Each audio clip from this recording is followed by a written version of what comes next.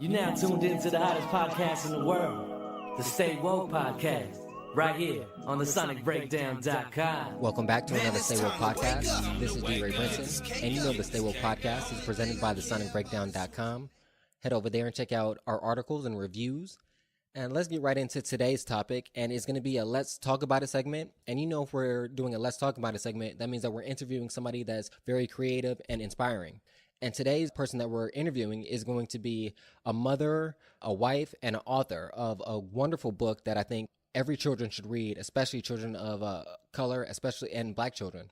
And it's called Little Black Child. And just to give a little kind of insight into the book, from my perspective, it emphasizes and promotes positive physical, mental, and emotional imagery for Black children and children of color. Before we get into the book, let's get to know the person a little bit more. And so I want to say thank you again for Kyra Johnson for coming on and talking with us today. Thank you. It's my pleasure. I thank you for the opportunity. So let's begin. And where did you come from? What city? I was born and raised in Louisville, Kentucky, where, everybody has the Kentucky Derby. That's where it was actually founded. Kind of rough but humble beginnings. I was raised by a single mother with an older brother. My father wasn't really around. Apparently he was around for maybe the first year or two of my life, but not to where I can actually say he was very much present. So, that's kind of most typical in the Black community, but it didn't define me as far as my upbringing was concerned. And what were some of the things that you were interested in growing up? Like, were you into sports or more, writing, singing, anything in particular? When I was a kid, I always loved singing. I've always loved writing. I loved dancing. I used to dance. I used to be a cheerleader and a gymnast. My mother actually put me in dance because I used to love to dance, but I had no rhythm. I was rhythmless nation. So it was like her way to give me that structure, give me some rhythm, and really help me find myself. It was kind of like a way to break out of my shell, because though I was outgoing and bubbly, I could be very shy and kind of stay within the shell and put on a facade for people. How old were you when you said when you were doing that? So I started singing, honestly, for as long as I could remember and talk. My mama used to make fun of me because she said, I would sing old school songs because, for me, and I can't speak for everyone else, but I know a lot of times we kind of become a product of our environment. The things that we like, the things that we hold near and dear and still kind of soothe us are things that we had around us when we were growing up. So I listened to a lot of old school R&B, hip hop, and things of that nature. So my mom used to play Tony, Tony, Tony all the time, and I used to sing a lot of their songs, except I would jack up the words because I swear I heard one thing, and she said, "Nah, that is definitely not what they said, but you was flowing, so I just let you be." She let you be in the motion of the song, so that's all that matters. You felt it. She did. I did feel it, but that's what music is supposed to be anyway. That's what art is supposed to be about, what you feel. But for me, a lot of times, like, I don't think I was nurtured as much as a child artist, and I think that kind of happens a lot in a lot of communities, but especially the Black community. We're supposed to try to find sensible things to do with ourselves, so that way we can provide, so we can go to school to work to provide and never truly live. So at this point in my life, I'm trying to make whatever I do something that will provide generational wealth for my family, but at the same time, I love to do it, so I never work a day in my life. And what got you to that point? What was kind of helped get you to that point of making that decision of being able to see that? Because, a lot of people can be in those situations and they don't even realize that they're not having their creative side fostered. What were the things that kind of brought you to that point? So for me, it was just the right people in my life. It was just, some people come into your life for a season, others for a lifetime. It's those seasonal people who play their role, and then those lifetime people who have continued to support, uplift, love, and care for me. And they believed in me even when I faltered and had doubts of my own and I was insecure about my own talents. pushed me and they told me, no, you're more than what you believe. Hell, you're more than what most people would ever say you are, just because they either don't like you, they're envious, whatever the case may be. But, they continue to push me to let me know that I was more. And that's amazing to have a support system like that, because as you said, not everybody gets that support system, and not everybody gets the ability to have that creative energy fostered. Now, what do you think allowed you? Because sometimes you also have to be, and I think it speaks to you as well, and it speaks to the fact that you were open to that level of information and that level of support. Because some people cut it off because they're thinking of more sensible things. Like as you said, more sensible jobs of like, I have to make a lot of money quickly, but not think of that long-term generational wealth of providing further than just yourself and further generations. So for me, it was, I did do like a lot of us do, where you kind of work to provide, but at the same time, for me at a young age, I kind of had to step into that role. I kind of had to, grow up a little bit sooner, because at the age of 14, my grandmother had a stroke and she could no longer take care of herself. So in high school, when most people were, worried about homecoming and dances and just all of these different things that you typically will focus on in high school, I spent my days, going to and from school. And when I go home, I take care of my granny. I didn't go nowhere really. It was rare that I went out. It was rare that I did most things. But at the same time, when things got hard for me, the things that I love the most is what I clung to. So singing, writing, poetry, reading. I was actually the kid that would read long, thick books, various genres, and I cut off my TV. Like I wouldn't even have my TV on. I'd be sitting quietly in the dark. If it started out daylight for me, I would just use the natural light and I'd read a book and it would just be quiet and I would just be focused. But I clung to the things that meant the most to me in times where, I should have been able to just be a kid, or I should have just been able to just feel free. But where most people, when things get hard, they just focus strictly on what they have to do to get ahead.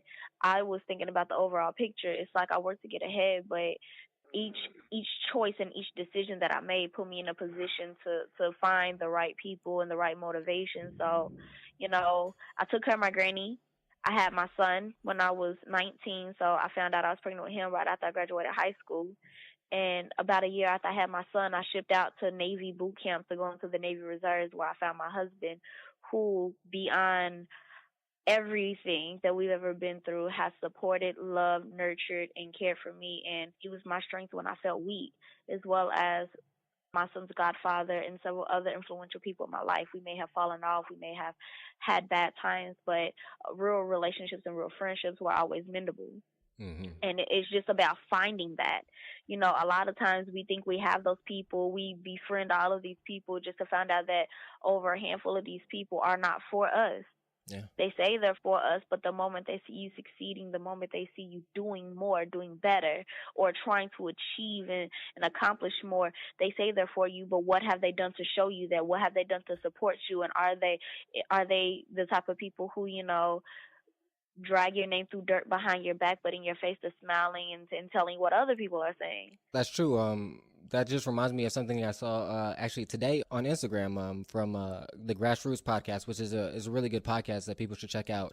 But it was basically saying in the post, it was like, if you're going to say that you're a friend or that you're someone that supports somebody, don't just say, oh, I like it on Instagram or like that. Like, if you really support somebody, you'll go to their shows. If you listen to their music, you'll buy their book. You at the least read it. You know what I'm saying? Those are things that will truly show that you support and care about the person and what they're trying to do.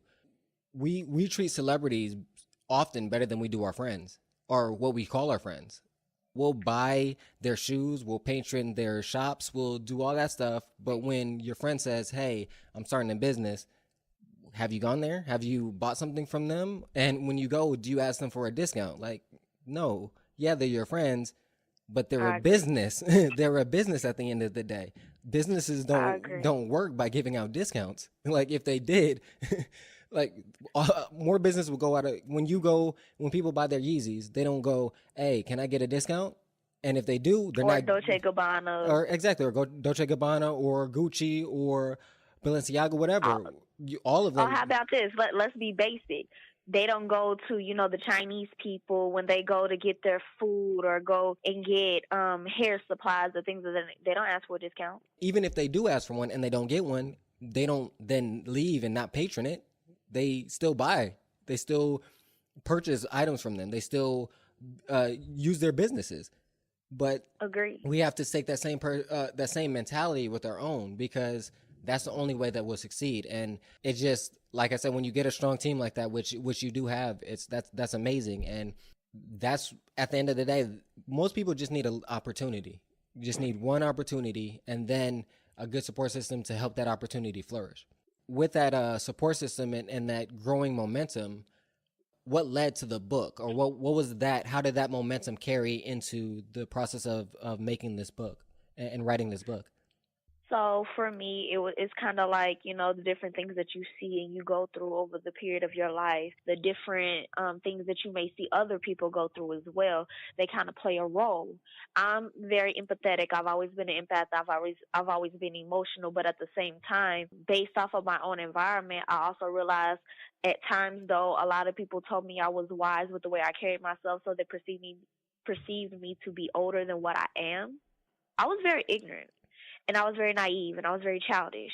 And what I mean by that is, for those of you who may begin to follow me, you will see I look very young. I'm 25 years old, but a lot of people have told me that I look like I'm a 14-year-old, but they've always told me that I look like I'm mixed. Like, oh, you're so beautiful. Oh, you have pretty hair. Are you mixed?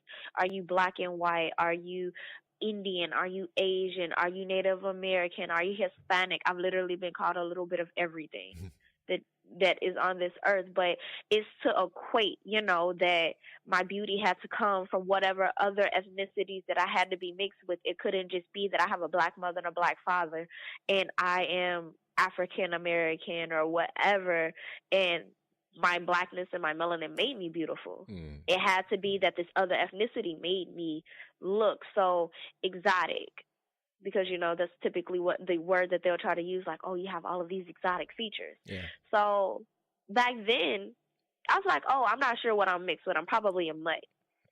And as I got older and I realized that was really naive. That's kind of like, whenever black people call each other the N-word. Mm-hmm. That's actually like, yeah, we say that we use it to try to reclaim it from the history that it had, but you don't hear African Americans Africans, South Africans.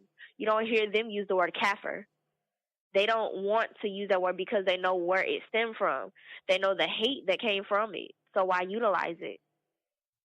They just stop they don't want the word to be used altogether, which is what I think we should really do within the black community. But I say all of that to say, the same way that we reclaim that word and we try to use that word, I try to make light out of something that shouldn't have been made to be a joke. I should have really been taught, it's not okay for somebody to assume that you're mixed. It's not okay for somebody to be like, oh, you're pretty, or oh, you're beautiful for a black girl. Are you mixed? Where does these features come from? So that was one way. And then, growing up, watching these kids, looking at these kids and watching videos of children who don't believe that they're beautiful, or you hear them say that they hate being black. They don't want to be black. They want to be a light-skinned black, or they want to be white, or, oh, I have to straighten my hair to fit this European standard, when black girls, black people in general, we're not meant to fit inside of a box because we break the mold. We can make various types of children, because people tell me my daughter look like she is half Filipino, or honestly, I currently live in Hawaii, so they think my daughter is Polynesian or a black Hawaiian. So just kind of watching the various struggles, thinking and reflecting and reminiscing on the things that I went through. And then also with my son. My son was actually told by a mixed child whose father is white that she did not want to play with my child because he was too dark. Wow. For other children to tell my kid, my son is very friendly. He'll walk up and be like, "Hi, my name is J Mel. What's your name? Would you like to play?" So on and so forth. Mm. And for one child to jump down and play like they're running away, whispering, like kind of like they were whispering but yelling at the same time, criminal. Oh, wow. Just various things that I've seen, various things that my 6-year-old child has gone through that has made me realize that a lot of these books are necessary. And I'm trying to make them to where they're universal as well. I give children of color and of the African diaspora the positive message and image that they deserve, while also educating children outside of our community to understand who we are. I want them to understand that just because people in general look different from you, their hair, their features, their body is different, it does not mean that they are unworthy. It does not mean that they are less than or beneath you. It does not mean that, that you have to make yourself feel superior compared to another group of people or a person, whether it be based off race, sexuality, religion, gender, just anything. It's not necessary for you to do that to those people, especially for things that they themselves cannot help. Black people cannot help being black. Yeah. Transgender people can't help the fact that they feel, though they were born one race, not one race, one gender, they can't help that they feel that they were supposed to be another. And yet you beat them down, you make them feel inferior, you make them feel unworthy. Oh, you're going to hell. Oh, you're this, that, and the other. That's unacceptable. So for me, it's to educate the masses while also giving that positive image and that message that you don't see often. Our children don't see it often. All children need to see that. Whenever it's a positive message, you always see a white child or Asian child. White people are equated to be prettier or better based off of their appearances.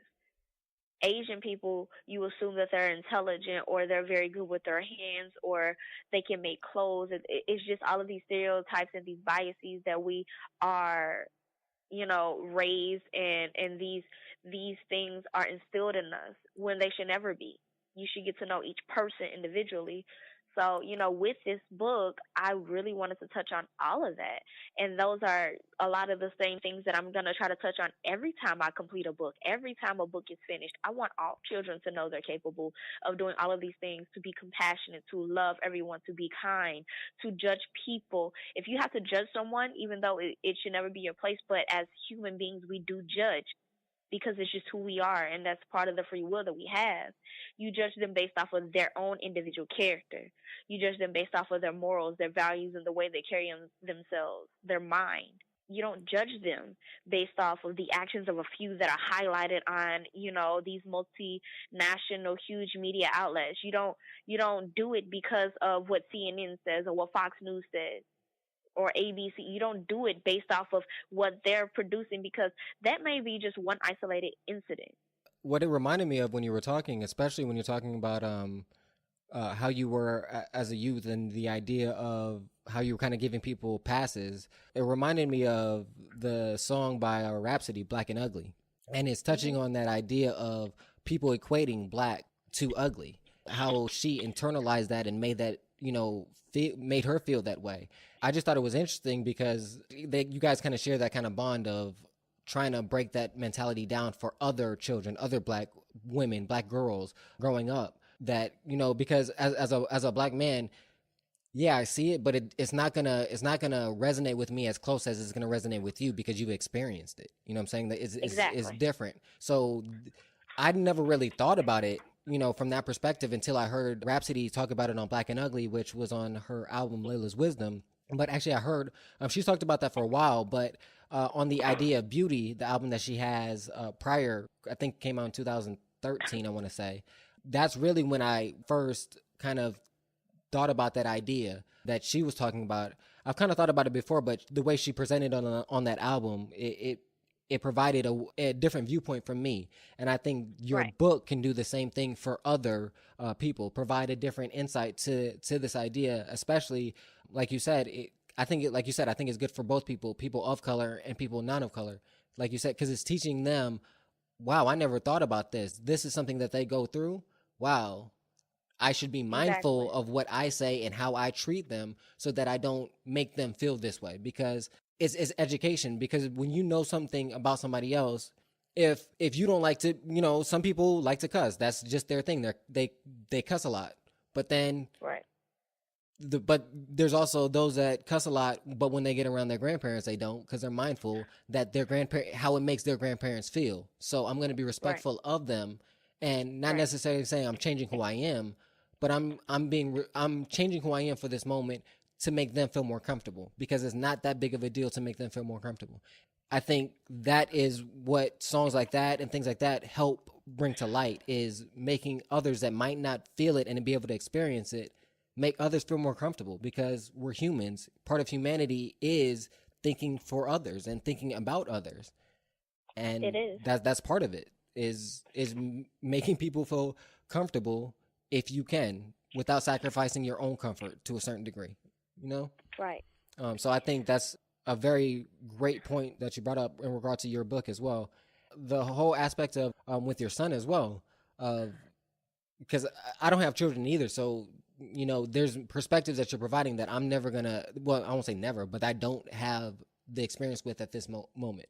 Them running away, calling them criminals, like, it sounds like it could be innocent and just playful, but at the same time, that can have a psychological effect on him, of why do they portray me as a criminal? I think out of everybody And else, it like, did. you know what I'm saying? Like, And it did. so, like, we have to I keep had that in to. mind, you know what I'm saying? Like, others, we have to keep that in mind, like, the images that they're seeing is having effect on them. Now, how big of an effect is going to be individual and based on, other factors, but we have to be mindful of that. Yeah, I mean, I would have thought it was playful if my kid hadn't asked him, do you want to play firefighters? And he said that, and then as he ran past me when he said it, he started saying, I don't want to play with him. Oh, yeah. I don't want to play with him. And then he went over to his mother, Mommy, I don't want to play with him, but it took everything in me, because as a mother, as a parent, the last thing you want to do is have your child be hurt when all they want to do is play. They just want to make friends and be a child and play, and they don't understand why they're being treated differently. So, when the kid said what he said, I yelled after him, you don't have to play with him, sweetheart. And it did take, I am the type of mother, I'm a sailor, so my mouth is bad. I do cuss like a sailor. I'm actually working on it, because I was that person who, watched my mouth around adults and my elders and things. And lately I've kind of haven't been doing that, but that's something that's old school that I want to keep intact for myself, so I can actually lead by example when it comes to my children, because I don't want my children to think it's okay for them to constantly cuss around me, constantly be disrespectful around my mother and their grandparents, But, when that child said that, it took everything in me to be bigger, to be a parent, well, to be better. Because I know when I'm looked at, though, if people actually stop trying to make it seem like black women are just mean and we're bitter and we're angry, it's not that. It's, what did you do to us? What did you do to our babies? Because we're just like animals. Realistically, we're all like animals. Our primal instinct is to protect our own. So for your child to be disrespectful and nasty and hurtful to my child makes me want to be disrespectful and nasty to hurt your child and you, because I'm protecting my cub. Yeah. And so when he went over there to the mother and he said it, she kind of looked like she saw a ghost, because I yelled at her too. Like I told your son, he does not have to play with my child. And she did not correct him. And I guess his father was there too. They did not correct him at all. They did not tell him he was wrong, that he shouldn't have said that. They didn't do any of that. So with that being said, it really triggered me, because it just kind of made it more evident that my child, as a child, means nothing to anyone outside of me and my family. I mean, that's a lot to take in, and that kind of reminds me of Michael Eric Dyson's book that I read, Tears We Cannot Stop. And there's a part in that book where he talks about when his girls, he has two daughters, two daughters at the time. I'm not sure if he has more children now, but he had two daughters at and their first experience with being called niggers, and having to explain, and so the same thing as you, like fighting the eternal instinct to instantly be angry and express that, but being at the same time mindful that as you said, I have to try to set an example. Because as you in that situation, your son's seeing it. Yeah, you could have said a lot nastier, nasty things. What you said wasn't nasty at all. The truth. He doesn't have to play with him, and that's fine. And I prefer somebody like that not to play with my child, just because those energies are contagious. Exactly, and you don't want that to rub off, because as I've said it before, hate, bigotry, racism, that's taught. It's not learned. Kids don't. Nobody's born and says, I hate you. No. They learn it based on their environment. Exactly. They learn it based on their environment and what they've seen. So, and it sucks that I have to bring up children in this type of environment, but I actually, looking at a lot of this stuff, it makes me want to actually take my children out of the United States, because there are countries I can take my children to. They won't be harassed by police. They won't be thought of to be different. They'll actually be looked at as exactly what they are, children, human beings. But, everything isn't that simple. And I can't just run away. A lot of us can't run away because a lot of us can't afford to get a passport, or their record won't allow for them to get one. That's true. So, that leaves them to be stuck here in a cycle that has to be broken. We can't break the cycle unless we have to unlearn and relearn. And we have to understand that a lot of the things that we do aren't right. So for me, the biggest part of writing these books, because I do want to write a book about how mothers in general should not be thought to be a specific type of way. And I will use, a Black mother as a representation for all, because the Black mother is the one who's thought to be angry and bitter and nasty because she's protecting her own. When you look at her, you should think of all women. All women do this when it comes to their children. All women do this when it comes to their family. This Stay Woke podcast episode is sponsored by Triple Apex. At Triple Apex, they know the importance of a healthy, active, and safe sex life for women, and living in an environment where an understanding, knowledge, and respect of women's sexuality is essential for this. Visit tripleapexforwomen.com to check out their products. Again, that is tripleapexforwomen.com, or just click the link in the description below. But it's just, just taking it step by step and trying to find, I'm honestly making a list of different titles of books that I'm writing, that I want to write next, whether it be a novel or a short story for children, because they're all things that I think aren't being talked about. And for me, my books are to create the dialogue as well as to instill a good message, because nothing changes unless a dialogue starts. No, that's true. And it doesn't have to be an argument. It doesn't have to be necessarily a debate, just a discussion to understand where the other person is coming from. Did you put yourself in their shoes to understand where they're coming from? Yeah, everybody has a reason for their actions. And finding out what those reasons were, and then moving from there. I wanted to get a little bit into the process of writing the book. Take us kind of through that kind of process of, you came up with the idea about the book. You had, as you have, these strong feelings and these strong ideas that you want to convey to the world. What was that next step for you? So for the next step was actually saying it aloud. Because, you can have thoughts to yourself. You can have all of these ideas, because that's the biggest problem. People have ideas, but they don't speak them into the world. Words and thoughts are the most powerful tools that we have. You have to speak them and think them into existence. If you give it to the universe will give you the tools necessary to actually make those actions and those steps that you need to take to make your dreams a reality begin. It's essentially you speak it, you think it, and you begin to take those steps and use those tools to manifest and build your foundation around you. So I first spoke it. And when I spoke it, I had the thought to myself, and I spoke it aloud to my husband, who told me, you want to do it? Okay. What you want to write about and when you going to start? When is your deadline? He challenged me. He made sure that I wasn't just bullcrapping. I said I wanted to do it. He didn't want to hear no excuses. So there was that. And then, we were in the process of moving to Hawaii. So I didn't actually begin to write until I got here, because it was about a month and a half process of us getting everything packed up, moved, cleaned out, making sure my mom was situated, visiting family before we came here. So once we got here, when we were still kind of like in an unsettled, unrested kind of state, Mm-hmm. I began to write. I began to write my first transcript, and it came out like a spoken word, as I'm sure it kind of clicked for you when you read it. Yeah, it has a rhythm to it. It does, because I thought for me, I can't speak for all children, but for me, those sing songs and those rhymes and things, they were really catchy and they really stuck with me when I was a child. So I figured saying it like a poem, a really, really beautifully, eloquently put poem, would really stick with all the children. Yeah, I think it was a nice touch. Thank you. I didn't force it. A lot of people get writer's block.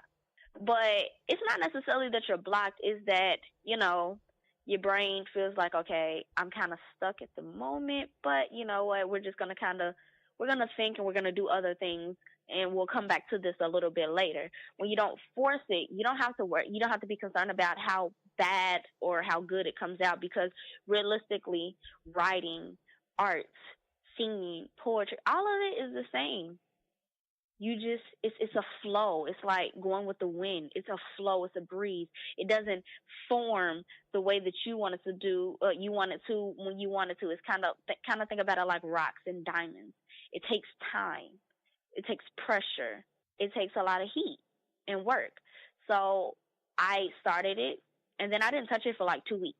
I didn't, because I didn't have anything else to put down at that moment, and I wasn't going to stress it. I wasn't going to dwell on something that I can't actually do at this moment, because trying to force myself to put more words down on this tablet for this book wasn't going to come out the way I wanted it to come out and sound.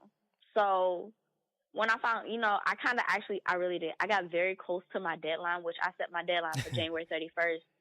I set it for January 31st, 2000. Dang it, when did we move here? 2016. Actually, January 31st of 2017. So just a year ago. Gotcha. That was actually my deadline, and I actually got it done about the day before. Okay. And when it came to me, it just flowed. And when I got to the end, I'm like, "Yep, this is it. This is the end. This is my book." And I knew it was a children's book, so it came out to be about a page long. But I know when you break the actual transcript up to each page, it'll be longer than what it seems. Yeah. And I also wanted the words to be big enough to where children who may not have the best eyesight could read it easily. That makes sense. So more accessible. Yeah, exactly. So with that being said, I did that. And then I started trying to figure out how do I proceed from here, because I didn't really know. I just know I wanted to write a book. Technically, I wrote my book. Gotcha. So how do I go about getting it published? Exactly. Right? Yeah. The hard part too. Yeah. After you got the content, so, you want to give it out to the world. Now you got to figure out that mechanism, and publishing it or turning it into a book takes a process. So I actually, with the help of my husband, I got a mentor. And my mentor actually ended up being my husband's uncle through marriage. Okay. And this man has retired 3 times. Yeah. And he's not even in his 50s. Oh, wow. Renaissance man. Yeah.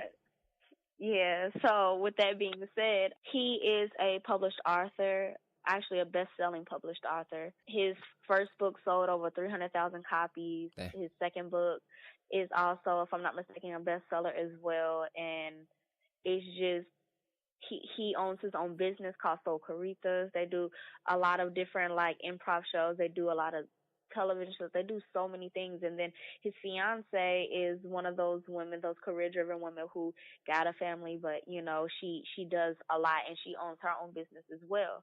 So when I spoke to him, he asked me to send him a copy of the transcript. He said he thought that it was great, that it just needed to be edited. Asked me what I wanted to do, how I wanted to go about it, kind of gave me his tips, what he did, what he thought would be more affordable for me, considering, by the time he went to write and publish his first book, he was already well off as far as financials concerned.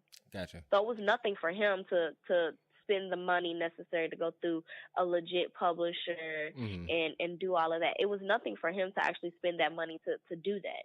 Yeah, he had a different process because of the capital. Exactly. Yeah. Exactly. He had the capital to actually finance and pay for his book, whereas I did not, and I still don't. But I'm proud of myself nonetheless because the process that I took was still a great feat that a lot of people who say that they're writers or have books that they've written but have never published, I did it my first time, and I did it within a year of the time that I actually said that I wanted to write my book. Yeah, that's So that's a feat right there. You're a published author. Exactly. So he was like, you can independently publish if you don't have the finances to spend like I did to do this, this, and this, and make sure that when you go through to publish a book, make sure that you market it to everyone because your message is generational. It's going to go past these next several generations. It's a book that can be utilized for the future children and everything, and breaking it down to you need to make sure that this book is marketable to everyone because it's a message everyone needs to read. Yeah. So he told me the stuff that he felt I needed to take. He told me about Create Space. It's an independent publishing company. If I'm not mistaken, it's also a subsidiary of Amazon.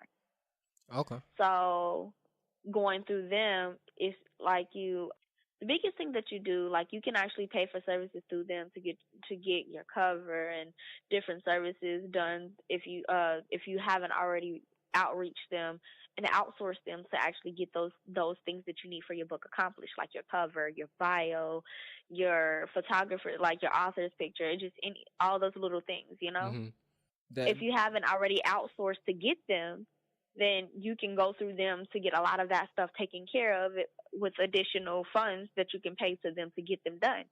Well, for me, I outsourced everything. And when I did it, I did go within the Black community. I actually went on Black Artists Connected Facebook page and I searched. I just kind of posted really that I needed someone who could create a graphic image for me because they're children. Yeah. I didn't feel like me taking a regular author's photo and putting it on the back with my bio was really gonna do much for them because they're not really concerned about that. Very true. So what I did instead was I found an outfit that I felt was appropriate for children, as well as convey the bulk of the message that I was trying to convey as well. So I got dashiki print skirt. I got a shirt from HBCU's Everything that said Bay, Black and Educated. And I had my afro out with a flower in my hair because I wanted children of color to be able to kind of look at that and it speak to them. But we wanted the background. I actually wanted something different for the background, which would have actually secluded a lot of children. And Carlos, my uncle, my mentor, he told me the reason why it was a bad idea. He was like, first of all, you're going to close off a lot of children. First of all, like, because I wanted like this African tribal print background. But he was like, first of all, children outside of the Black community aren't going to pick that book up because they're not going to feel like it's for them when they look at it. Mm-hmm. Second, a lot of children within the Black community and their parents aren't going to think to pick it up because it's not an image that they've been taught or been shown. So they're not going to connect that it's for them. Yeah, it won't resonate with them. Exactly. So what we did instead was we took the picture that I took, I gave it to a Black graphic designer who took and created this animated image of me, and we made that the focal point of my cover. So that picture of me conveyed the fact that I'm talking about Black beauty, but the background with the happy colors, the playground, and the little rocket ship, that drew in all kids. It gives a fun environment. It made it a very friendly environment and child-friendly in general. I wanted to ask you about for our inside as well. Yeah, so on the inside, I actually reached out to my friend. I met her through the Navy. She just recently got out, just recently had her first baby. She started drawing and painting when she was in the Navy, and she got really good at it. So, I reached out to her because I thought her style would fit what I was going for, as well as really speak to children. Because, there's chakras in there, and there are a lot of mothers in general who are into chakras and Buddhism and crystals and more spiritual things that would speak to. Yeah.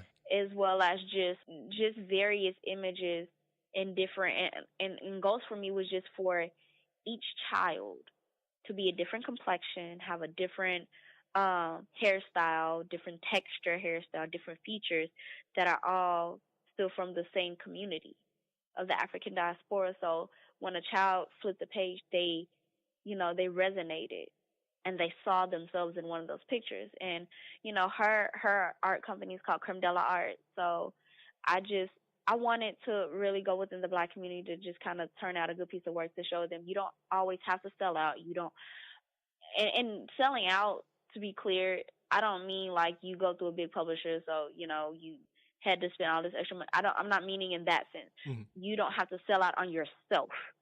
Because a lot of times when you go through a publisher with your book, they own a portion of your book. Yeah, they're getting something in return. They don't do it for free. Exactly. So either you're giving them a lot of money up front, which would defeat the purpose if you have to go through them, or they're taking a percentage on the back end to compensate for the money that they're putting up. So it's the same thing like record labels. Is that idea of, as music you said, industry, all of that. As you said, sacrificing a piece of your art or a piece of your work for monetary gain. So yeah, I definitely understand where you're coming from on that point. Yeah, I just wanted to be clear for everyone who may listen. I just wanted everyone to understand where I'm coming from. Mm-hmm. But I'm glad that you understand and you get it. But you don't have to sell out and do anything that you're not comfortable with. So going through Create Space, I mostly just pay for the manufacturing. Gotcha. So like my book is set has a set price of $12.95 on Amazon for the paperback copy and $7.99 for the Kindle ebook version. And I thought I can always go back and change the price for the Kindle ebook, but I wanted to wait until I, got a decent amount of wealth accumulated to even put out my second book from my first one before I lowered that. And I would lower it when I was about to release my second installment for my actual, my series, which the series itself is called Melanin Pride. Oh, wow. That's a great name. Thank you. And so, when you pay the $12.95, I don't receive that whole $12.95. $3.65 come out for the manufacturing and the shipping of that book. Yeah, they got to get and exactly. And then I receive royalties off of that. So I receive like $9 and some change off the actual selling of my book, and then I receive like $4 and some change in royalties. I kind of feel like, as I'm going through this, I kind of feel like Left Eye when she was breaking down why TLC sold so many records, but they were broke. Yeah. I appreciate you breaking down those numbers, because there are business owners, young authors out there that, they have these ideas, but, it's great to have the art and the content, but you also still have to think about it from a business sense that, yeah, you have this great idea, but you have to figure out how to give it to the masses and get it out there. And at the same time, you want to make it profitable so that you can continue to make more. Because, like you said, with you, it's not the book has a great message, and we want to give more of these messages. The only way to do that is to have financial stability to do that. So, I think people just have to keep that in mind, of that it's a balance to everything. It takes money to continue to produce good work like that. Right. Which is the reason why like, from time to time, I may see a Black child or family, and I may give a copy of my book for free. It's not because I don't want the monetary, but I also know word of mouth, and then just this kindness and this blessing to this child, to this family, that's going to be word of mouth, which will actually gauge people to go and search for the book as well. But at the same time, like, don't expect to see immediate financial gain from publishing your book or publishing any art for that matter. Mm-hmm. It should be more than that. Yeah. Exactly. So, like, just back to the original thing, aside from Create Space, I paid over $500 for my actual illustration to be done, which is honestly a steal, because illustration takes time, money, and materials. supplies. Yeah. Exactly. So $500+ for that. I spoke with my husband's uncle again as well, who his fiance actually owns a publishing company, or I don't want to say publishing because I can't remember the exact No worries. Yeah. platform, yeah, like everything that they do a lot because they actually do like they do agencies as well. They have clients that they actually have under them as well. But she edited my book. That was $75, which he paid for that because I wrote a book that he wanted to write for children but couldn't figure out how to put it in the words where children will understand because he writes for adults. Gotcha. Yeah. So, I wrote the book for him. He paid the $75 to his fiance for the editing of my book. And then after that, I also paid $85 for my bio. I had to pay $75 for my graphic.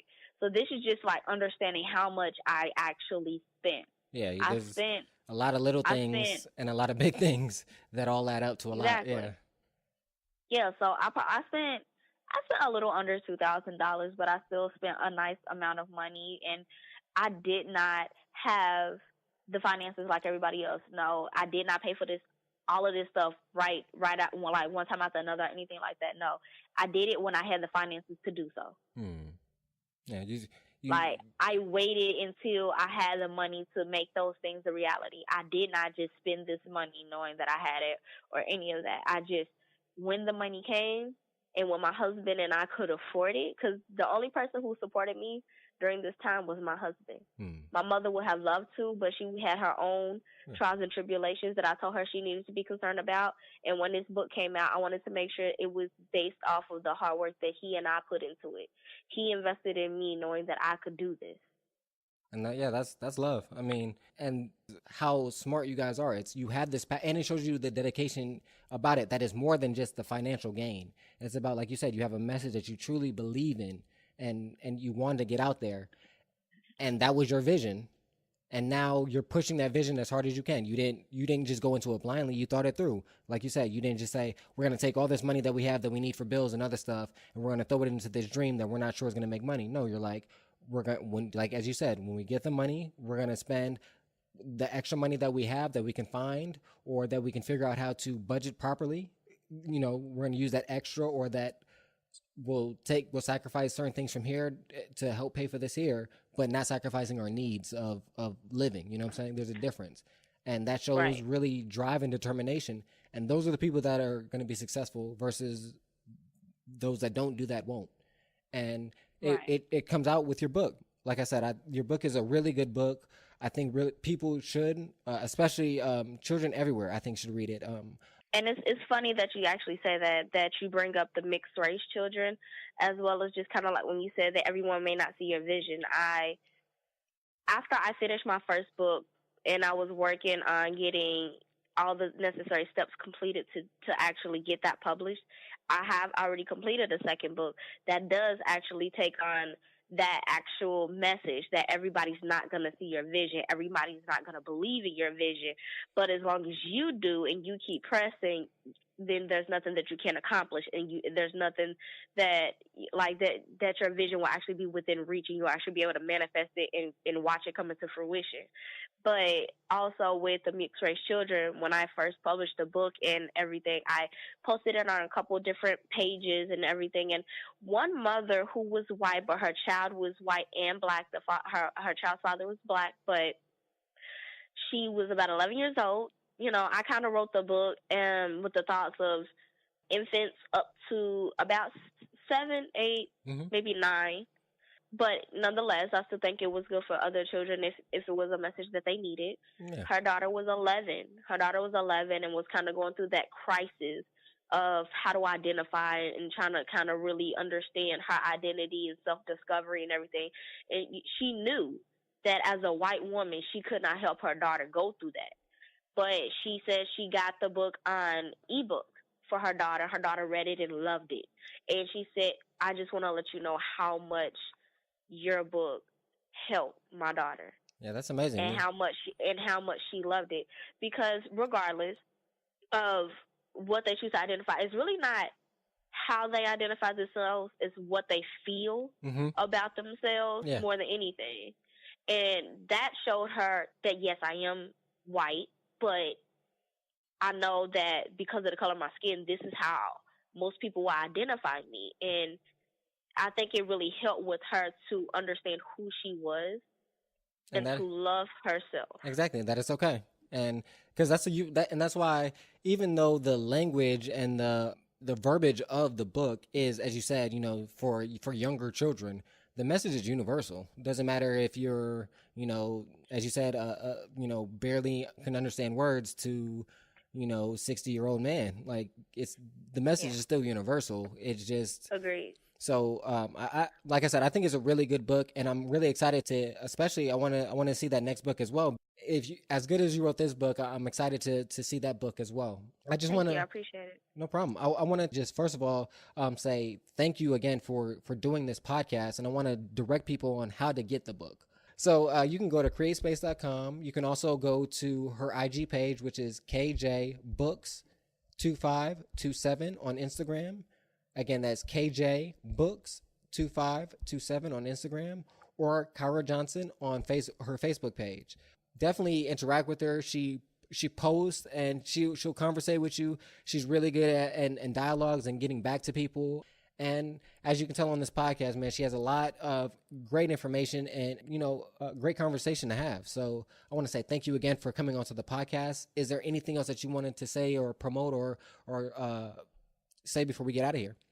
So my biggest thing as far as promotion is concerned is you always invest and you buy things that you truly believe in. I hope that through this podcast you come to believe in me and believe in my art and my message and find yourself wanting to support my vision and my books and anything else that I tend to put out. And I also want to say, live with intention. Be bold in the face of adversity. Live the life that you were destined for. Everybody will want you to live your life your way, but you can only live your life for you. And if it doesn't make you happy, then it's not right. That's some powerful words and some good words. So thank you for that.